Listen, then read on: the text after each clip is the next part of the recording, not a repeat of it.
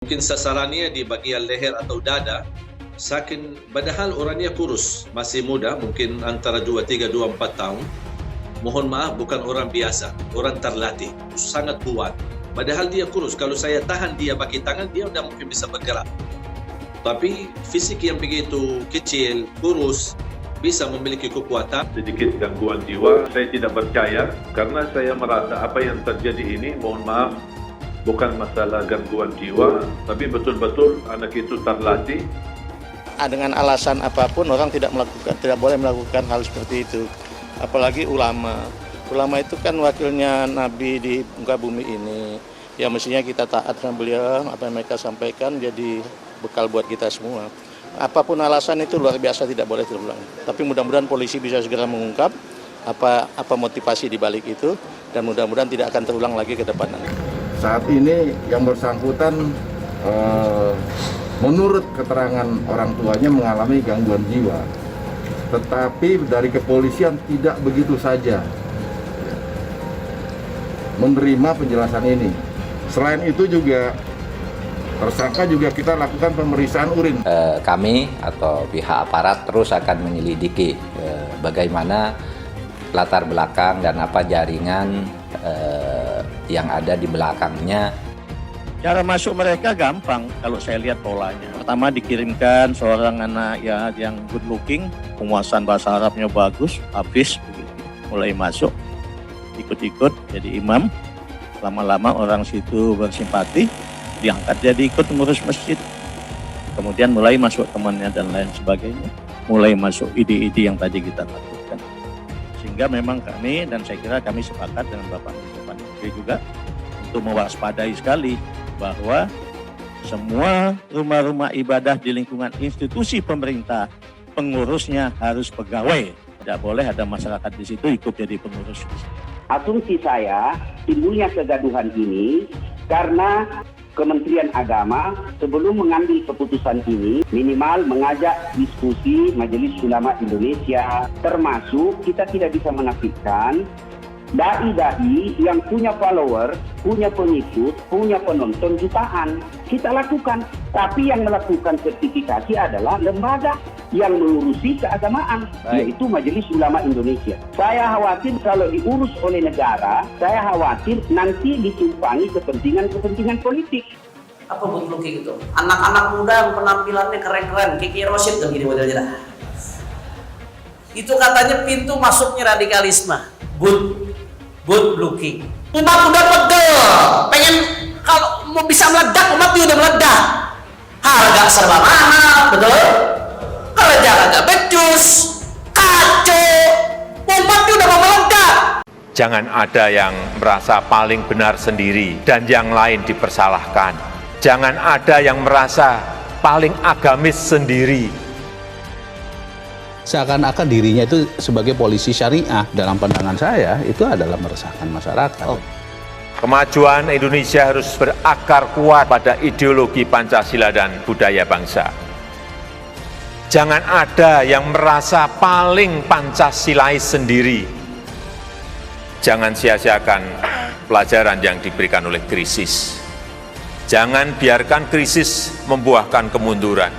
Ketika Indonesia merdeka, tiba-tiba pakai jubah serban, dibilang kadal gurun, dibilang ke Arab-Araban. Wah, waktu merdeka Indonesia kok nggak ada di pantai. Anak Tuhan dari mana? Kalau Yesus anak Tuhan, bidangnya siapa? Besok di seluruh wilayah Indonesia kami katakan bahwa padahal dia minoritas. Dia mulai kau pertama kafir, kedua goblok. Kitab Bible Kristen itu bohong. Saya bukan mengatakan Bible Kristen fiksi. Bible Kristen itu palsu. Karena di salib itu ada jin kafir. Karena di salib itu ada jin kafir. Karena di salib itu ada jin kafir. Haleluya. Kemudian na'udzubillah min dzalik. Anda pilih orang kafir, berarti Anda telah menyerahkan urusan umat Islam ke tangan orang kafir. Gus Dur itu buta mata juga buta hati. Jarang, saya belum pernah nengok Cina kerasukan setan. Pernah tak Ahok itu kerasukan setan? Enggak, setannya juga pernah. Karena sesama setan dilarang saling menggoda. Saya nggak pernah mundur untuk kebenaran, keadilan, kejujuran. Dan peri kemanusiaan, gue nggak pernah mundur. Dan gue nggak pernah takut juga sama lu. Siapapun yang rasis, gue akan hadapin. Gue bilang. Karena rasis itu tidak berperi kemanusiaan. Sama saya ditanya dulu kan, kamu nyesel nggak statement kamu di Pulau Seribu sehingga masih masuk penjara? Tidak pernah nyesel. Karena saya mengatakan kebenaran. Kalau itu ada ormas yang seperti itu ya kita gebuk, kita tendang. Sudah jelas itu. Jangan ditanyakan lagi. Hai teman-teman, saya mau memperlihatkan transaksi saya hari ini lakukan trading di eToro. Ini bukti transaksi saya untung $4.500 US, itu sekitar 68 juta rupiah. Semua keuntungan bisa saya dapatkan dengan fasilitas copy trading di eToro. Kalau saya bisa, kalian juga bisa guys. Oke, itu yang mau saya tunjukkan. Like video ini sekarang juga dan gunakan link di kolom deskripsi, maka kalian berhak dapat bonus kalian. Promo ini ada masa waktunya guys, jadi jangan ketinggalan. Bukan cuma itu saja, transaksi tidak dikenakan fee, baik itu investasi saham, trading forex, komoditas, bitcoin, dan lainnya. Kalian bisa melakukan transaksi berapa kali pun atau unlimited trading. Dan tidak ada fee sama sekali. Jika transaksi di tempat lain sudah berapa fee-nya. Setelah nonton video ini, ayo bergabung dengan eToro hari ini, gratis dan tidak ada minimal deposit. Pastikan kalian menggunakan link di kolom deskripsi untuk mendapatkan welcome bonus. Kalian bisa menggunakan bonus $100.000 di akun virtual untuk latihan. Selamat menonton guys, enjoy! Hai semua, dengan saya Jonas Leong. Terima kasih banyak buat kalian, penonton setia yang selalu menonton di channel ini. Saya secara personal sangat menghargai waktu kalian. Dan saya sudah menganggap kalian sebagai family karena kalian selalu support di channel ini. Bagi kalian yang selalu menuliskan opini kalian di kolom komen, saya baca komen kalian satu persatu. Saya baca komen kalian untuk mengetahui opini kalian, tanggapan kalian, dan masukan kalian sangat berguna untuk video selanjutnya. Terima kasih banyak buat kalian yang selalu menekan tombol like di awal video. Video seperti ini membutuhkan waktu dan juga research. Dan ini semua gratis untuk kalian. Jadi pastikan kalian menekan tombol like-nya, supaya saya mengetahui kalian menyukai konten yang saya bagikan. Saat itu baru mulai acara, dan sebenarnya acara ini belum saya mulai berceramah, maksudnya belum masuk ke materi inti. Baru saya masih interaksi dengan jamaah. Jika saya melihat tulisan di spanduk di acara ada wisuda, tak hafiz, saya minta siapa wisuda dan wisudawan, mohon ada salah satu anak bisa naik ke panggung, dan saya ingin tes bacaannya. Naiklah seorang anak perempuan usia 9 tahun, hafal 3 juz, dan saya pimpin dia untuk membaca suratul Fatihah sambil saya memperbaiki bacaan. Dan kebetulan posisi anak itu di samping kiri saya, bukan di sebelah kanan saya. Begitu dia selesai dan saya pimpin bacaan yang benar seperti apa, saya minta dan tawarkan, Ananda mau hadiah apa? Kemudian dia masih kayak bingung gitu. Udah, tanya aja bunda, kita hadiah apa sama saya? Mau sepeda, mau mainan, mau HP. Sampai dia mundar-mandir antara saya sama ibunya. Terakhir, dia berkeinginan mendapatkan hadiah umrah. Belum sampai terucap apa yang saya ingin sampaikan kepada dia sebagai hadiah. Saya minta, boleh nggak bunda pinjam HP-nya? Saya mau foto sama anaknya buat kenang-kenangan. Ternyata HP bunda ini agak sedikit full data-data, jadi tidak bisa dipakai untuk foto lagi. Makanya saya interaksi dengan jamaah. Boleh nggak jamaah sekalian pinjamkan HP sebentar buat foto? Saya lagi fokus ke sebelah kiri dan di hadapan saya karena rata-rata jamaah ada di depan saya dan kiri saya. Di kanan tidak terlalu banyak karena dia di samping pintu keluar masuk, jadi tidak terlalu ramai. Karena posisi panggung di halaman masjid dekat pintu keluar. Dan karena saya fokus ke kiri, ke kanan, tapi di saat yang sama, belum ada respon dari jamaah, baru sebentar mau arah ke kanan, lihat jamaah yang tersisa, barangkali ada yang membawakan HP untuk saya pinjam. Tiba-tiba ada seorang naik panggung dengan cepat. Pikiran saya mau antar HP. Tiba-tiba pas saya masih di posisi duduk, santai-santai aja, jalan cukup kuat. Kemudian saya berusaha membangun, tapi sudah terlanjur. Mungkin sasarannya di bagian leher atau dada, tapi karena saya ada sedikit bergerak, bukan karena saya punya kelebihan atau hebat di bagian tangan saya. Kemudian begitu saya berdiri, padahal orangnya kurus, masih muda, 23-24 tahun, tapi posisi memegang, mohon maaf, bukan orang biasa, orang terlatih. Artinya cara tusukan itu sangat kuat. Padahal dia kurus. Kalau saya tahan dia pakai tangan, dia tidak mungkin bisa bergerak. Tapi fisik yang begitu kecil, kurus, bisa memiliki kekuatan hampir 7 dan 8 cm.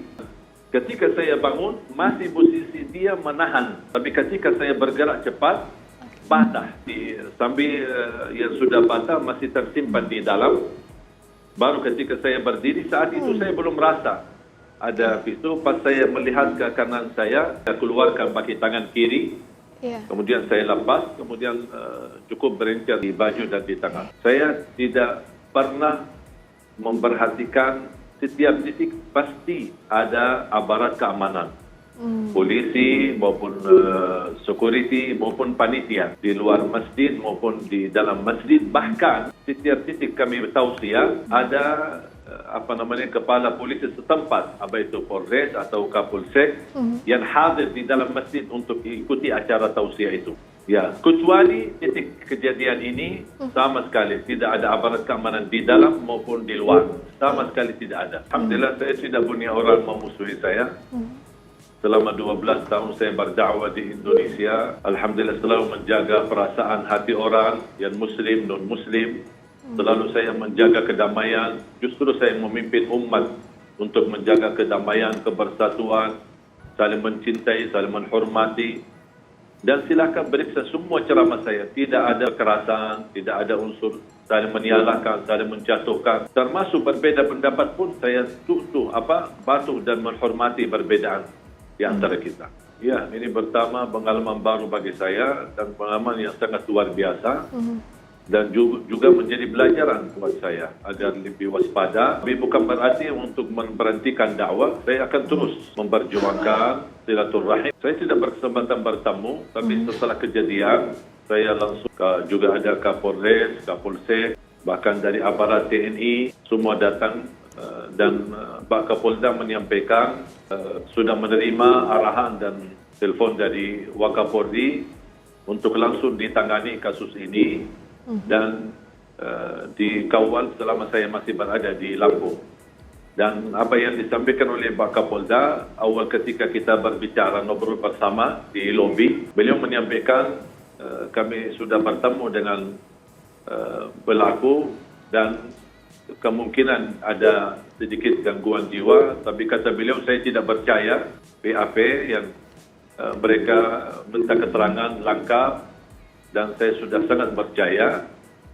Cuma hanya sedikit ada kurang nyaman di hati ketika mendengar bahasa Pak Kapolda langsung bersama saya beda sama bahasa yang disampaikan di media. Karena saya merasa apa yang terjadi ini, mohon maaf, bukan masalah gangguan jiwa, tapi betul-betul anak itu terlatih dan cara dia berhadapan dengan saya dan kita tidak bisa melarikan diri dari takdir Allah Subhanahu wa taala walaupun kita tawakal, walaupun kita ikhtiar. Kalau sudah Allah menetapkan sesuatu pasti akan terjadi. Tapi seandainya kalau seluruh penghuni bumi bersatu untuk membawa madarat, membawa menyakiti kita, membawa keburukan, kalau belum diizinkan oleh Allah, mereka tidak bisa apa. Bukan hanya menjadi pelajaran bagi saya, tapi semua untuk para habaib, para dai, para ustaz, supaya ayo mari kita sama-sama bersinergi dengan aparat keamanan agar kita bisa bersama-sama membawa Indonesia menjadi lebih aman. Kejadian ini bagi saya pribadi pelajaran. Dan saya tidak mau dikaitkan dengan kepentingan politik, isu-isu yang lain. Makanya saya harap umat tetap tenang, jangan terprovokasi, jangan terpancing untuk mengadu domba di antara kita. Ini sudah qadarullah dan saya sudah serahkan sepenuhnya kepada aparat keamanan, kepolisian dan sangat percaya betul-betul tangani kasus ini dengan sebaik-baiknya, dengan amanah dan transparan supaya bisa kita memberikan keterangan kepada umat yang menenangkan hati. Jangan sampai hal ini dijadikan fitnah dan dijadikan berpecah belah di antara kita. Ingin saya memikirkan ke depan apa yang kita harus lakukan, apa yang kita harus waspada, dan apa yang kita harus wujudkan kebersamaan agar kita bisa tetap tenang dan merasa aman. Bahkan ketika kejadian ini, saya justru turun dari panggung, kemudian saya selamatkan anak itu karena mereka, saya melihat jamaah sakit, barangkali sakit hati, mereka emosi, sampai dipukul-pukul, sampai berluka, saya langsung tahan, saya turun, saya bilang kasihan, dia manusia. Walaupun dia bersalah, jangan cara kita memperbaiki kesalahan seperti ini. Sampai ada orang jamaah menarik dia sebagai manusia tidak berharga, saya langsung marah, saya tegur, saya angkat, berdirikan, dan saya bilang sama jemaah, tolong amankan. Jangan kita menghadapi satu musibah, untuk memperbaiki musibah itu malah kita bikin musibah lebih besar. Dalam pandemi ini saya harap adanya kebersamaan, sinergi antara aparat kepolisian. Saya pribadi tidak pernah melangkah isi acara dimanapun sebelum betul-betul diselesaikan segala berkas keizinan. Mau izin dari polisi, mau izin dari majlis ulama, mau izin dari manapun, semua yang terkait, kalau sudah tuntas seluruh izin, baru saya boleh isi. Saya selalu ataskan dan perintahkan tim, kalau saya belum dapat izin atau ada kendala, saya tidak mau isi tausiah.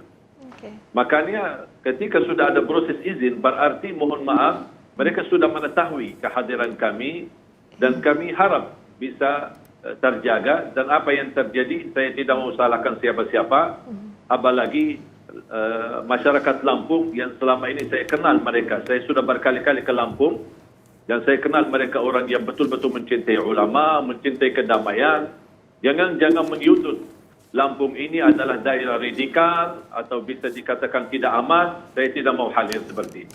Kita harus sama-sama jaga apa yang sudah terjadi, sudah berlalu, sekarang kita pikirkan ke depan, dan saya harap berlaku betul-betul diproses sampai tuntas. Di mana tempat kejadiannya ada di Masjid Salahuddin di Jalan Tamin, Tanjung Karang Barat. Adapun korban adalah Syekh Ali Jaber, umur 44 tahun, alamat di Rawamangun, Jakarta Timur.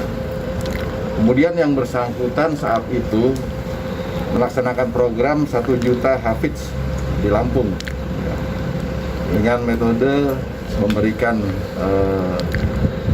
wisuda kepada penghafal Al-Quran, kemudian ceramah dan tanya jawab. Nah, pada saat melakukan tanya jawab, ada seseorang tidak dikenal langsung menyerang Syekh. Kemudian Syekh mengalami luka pada bagian lengan atas, luka tusuk sedalam 4 cm dengan pisau dapur. Kemudian pelaku inisialnya AA, umur 24 tahun, alamatnya Jalan Tamin, Tanjung Karang Barat, kebetulan tidak jauh daripada TKP, dekat masjid, sekitar kediamannya sekitar 300 meter dari masjid. Adapun modus operandi daripada pelaku saat ini yang bersangkutan menurut keterangan orang tuanya mengalami gangguan jiwa, tetapi dari kepolisian tidak begitu saja menerima penjelasan ini. Nah, sehingga dari pihak Reskrim proaktif malam ini untuk mengundang dokter. Selain itu juga tersangka juga kita lakukan pemeriksaan urin, hasilnya negatif, dan kita akan lakukan pemeriksaan besok pada rumah sakit jiwa kurungan nyawa, dan kedua kita akan memanggil psikiatri dari dokter kepolisian. Insya Allah besok sudah kami koordinasikan Pusdokes, tim akan datang untuk melaksanakan observasi yang bersangkutan.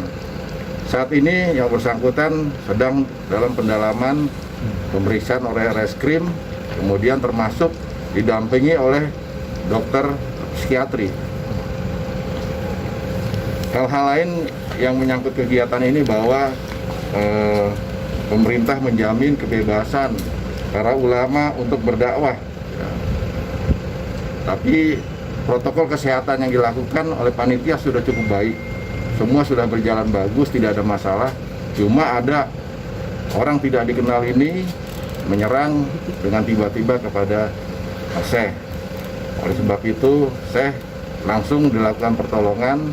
Saat ini masih terus melakukan kegiatan.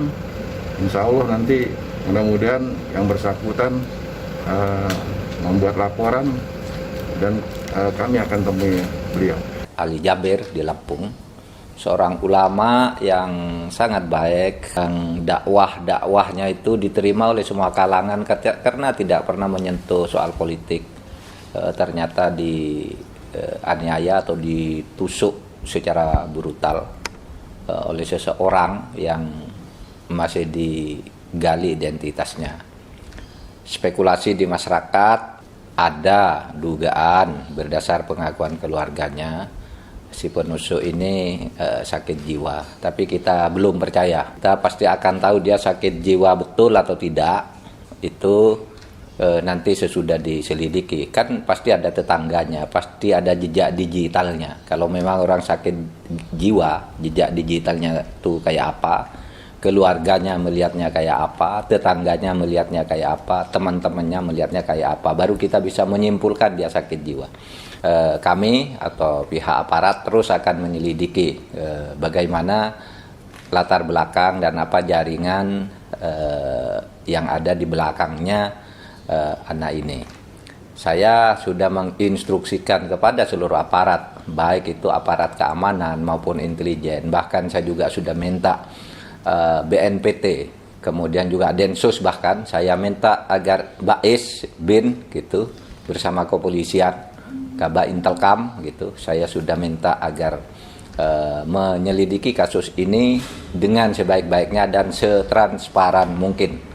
Oleh sebab itu kepada semua aparat yang saya sebutkan tadi supaya dari sekarang terus melakukan pemetaan, pemantauan dan perlindungan penuh, itu yang terpenting, karena kita hidup ini selama ini bangsa Indonesia, budaya-budaya yang baik itu justru ditimbulkan oleh dakwah-dakwah para pendakwah kita yang telah bekerja dengan ikhlas, para ulama kita. Kalau pemerintah sendiri tidak akan mampu membangun masyarakat sebaik ini tanpa peran serta para ulama dan para juru dakwah yang telah bekerja dengan ikhlas. Syekh Jabir ini adalah orang yang di semua presiden, Pak Jokowi juga mengundang beliau buka puasa bersama lalu sholat bersama. Jadi orangnya orang baik. Yang hanya boleh penceramah yang bersertifikat, yang boleh tidak ada, pasti nggak ada larangan itu. Tapi kalau ada asumsi misalnya mereka berpikir pasti yang sudah bersertifikat pasti wawasan kebangsaan lebih luas, itu sih sah-sah saja. Karena memang di dalam kami membekali mereka kan dengan sebagaimana saya sampaikan tadi oleh Lemhanas, oleh BPIP, kemudian oleh BNPT. Mungkin oleh BPIP akan disampaikan tentang 4 pilar misalnya. Dan itu semua kalau orang berasumsi kemudian wah saya akan mengundang yang wawasan kebangsaan lebih luas, itu sah saja. Pasti tidak akan ada larangan untuk yang tidak memberikan ceramah yang tidak punya sertifikat. Pasti tidak akan ada larangan itu. Agama dan bangsa itu menjadi dalam satu napas pada setiap penceramah menyampaikan ceramah-ceramahnya begitu. Kenapa mesti ketakutan? Niatnya baik, hanya menambah wawasan, kan bagus itu. Jadi sangat aneh kalau ada pikiran macam-macam. Kami dengan tulus kok, kan semuanya hanya tujuan menambah wawasan. Di mana kemudian membuat menakutkan itu. Dan kami tidak membuat kemudian aturan-aturan bahwa yang boleh kemudian berceramah hanya yang punya sertifikat. Tidak akan pernah ada aturan seperti itu. Kami hanya menambah wawasan. Dengan itu maksud kami semua penceramah punya wawasan yang lebih luas, khususnya terkait dengan wawasan kebangsaan begitu. Mohon maaf lah, tidak ada yang perlu ditakutkan. Begitu. Mungkin ya karena dia ceramahnya kemudian mengagitasi umat yang ada, mungkin bisa saja. Tapi kalau pasti tidak akan pembubaran karena tidak punya sertifikat, pasti tidak seperti itulah. Silakan aja ceramah, gitu. Selama memang ceramah-ceramahnya itu sangat positif. Tapi saya kira hampir semua ceramah nggak ada yang tidak positif, sangat positif. Jadi tidak usah khawatir ada pembubaran, apalagi dengan alasan tidak punya sertifikat. Tidak akan terjadi itu. Kalau terjadi pun pasti kami marah juga. Kami tegur itu, tidak boleh begitu. Nah itu syaratnya nggak sulit kalau saya kira. Pada dasarnya itu semua penceramah yang ingin ikut, tapi tentu saja penceramah yang beneran ya, yang sudah memang melakukan kegiatan ceramah-ceramah, bukan mereka yang baru belajar ingin ikut, enggak. Jadi kepada penceramah-penceramah silakan saja mendaftar. Memang akan kami buat beberapa aturan, tapi tidak ada yang menyulitkan. Pada dasarnya sukarela saja begitu. Sangat teknis ya. Pakai contoh aja saya katakan, kalau saya tidak salah yang lalu kita sepakati usia 25 tahun ke atas. kemudian sudah berpengalaman dalam memberikan ceramah-ceramah, kemudian direkomendasi oleh ormas-ormas keagamaan yang ada begitu, atau direkomendasi oleh salah satu ormas keagamaan begitu. Asumsi saya, niat baik ini tidak disertai dengan cara yang tepat, terutama pelaksanaan Pancasila sila keempat, kerakyatan yang dipimpin oleh hikmat kebijaksanaan dalam permusyawaratan perwakilan. Asumsi saya, timbulnya kegaduhan ini karena Pak Menteri, Kementerian Agama sebelum mengambil keputusan ini, meskipun ini baru wacana, tidak melibatkan lembaga-lembaga yang berkompeten di bidang keagamaan. Minimal mengajak diskusi Majelis Ulama Indonesia, ya, organisasi Muhammadiyah, kemudian NU dan ormas-ormas lainnya, termasuk kita tidak bisa menafikan dai-dai yang punya followers, punya pengikut, punya penonton jutaan. Nah, ini mesti dilibatkan. Maka penerapan sila keempat perlu diterapkan dalam masalah ini. Ya. Kemudian yang kedua, kalau saya hanya menyampaikan data ya, kalau ini kemudian disalah tafsirkan di bawah ke kampung-kampung, ke pelosok-pelosok, bahwa yang boleh berdakwah hanya yang bersertifikat, saya khawatir justru semakin langkahnya orang Indonesia mendengar dakwah. Perlu kita ketahui bahwa kebutuhan dai di Indonesia ini masih sangat sedikit. Angka dai di Indonesia ini masih sangat minim dibanding kebutuhan. Kalau kemudian dikemukakan bahwa harus berdakwah yang punya sertifikat, dikhawatirkan di daerah-daerah salah paham. Karenanya perlu dirembukkan kembali jalan keluar soal ini. Saya menghargai, ya, itu sehingga saya ikut. Saya punya sertifikat. Saya mengikuti, ya, sertifikasi dan kompetensi dai yang dilakukan oleh Majelis Ulama. Saya ikut bahwa karena yang lakukan adalah Majelis Ulama Indonesia, berarti memang sangat saya butuhkan untuk menambah wawasan saya, kemudian kompetensi saya. Nah, kalaupun harus ada sertifikat ini wajib ataupun tadi dikatakan tidak wajib, kita lakukan. Tapi yang melakukan sertifikasi adalah lembaga yang mengurusi keagamaan, yaitu Majelis Ulama Indonesia. Saya khawatir kalau diurus oleh negara, saya khawatir nanti ditumpangi kepentingan-kepentingan politik. Contoh, Partai A yang berkuasa, yang selama ini merasa disudutkan oleh ormas-ormas Islam tertentu. Akhirnya ketika dia berkuasa, maka dia akan menggunakan kekuasaan itu untuk membatasi kegiatan-kegiatan dakwah amar ma'ruf nahi munkar. Maka saya berharap kepada Pak Menteri, ya, saya yakin Pak Menteri ini niatnya baik, tidak mungkin niatnya ingin mempersulit dakwah. Saya yakin, tidak mungkin ingin mempersulit dakwah.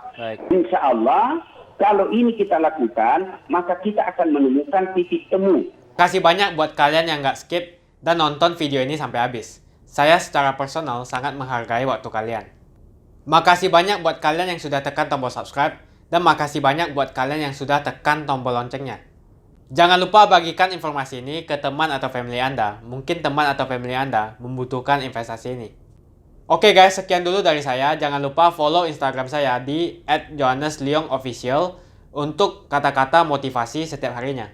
Bagi kalian yang termotivasi nonton video ini, ayo like video ini dan subscribe di channel ini. Dan buat kalian yang sudah subscribe di channel ini, jangan lupa tekan tombol loncengnya, supaya kalian mendapatkan notifikasi setiap kali saya upload video. Saya menggunakan eToro untuk melakukan investasi. eToro merupakan broker multi aset di mana Anda dapat berinvestasi pada pasar keuangan global, seperti di saham, komoditas, forex, cryptocurrency, atau di ETF. eToro juga dikenal dengan social trading platform, di mana Anda bisa mengcopy transaksi dari trader profesional, sehingga cocok sekali bagi Anda yang sibuk atau tidak memiliki keahlian untuk trading atau berinvestasi sendiri. Misalnya Dave menggunakan eToro untuk menduplikasi aktivitas trading Steve. Jika Steve untung, maka Dave juga untung. Mau untung seperti Steve? Gunakan copy trade hanya di eToro. Pastikan gunakan link di kolom deskripsi untuk mendapatkan bonus.